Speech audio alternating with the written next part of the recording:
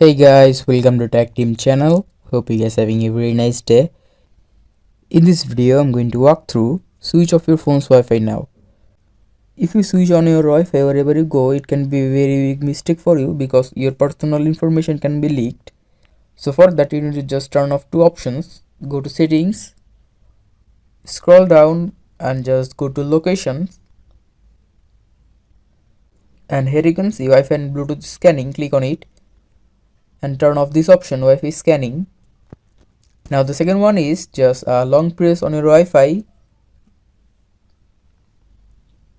Now just scroll down and here you will see additional settings. Click on it. Now if you click manage saved networks, you can find other networks other than your Wi-Fi. You need to just click on that like this and just click on forget network, and by that other networks won't be connected to your device and your information won't be leaked. So guys, that's how you can do it. Hope you find this video helpful. If you find this video helpful, then give a thumbs up and don't forget to subscribe Tech Team channel. Thank you very much for watching the video.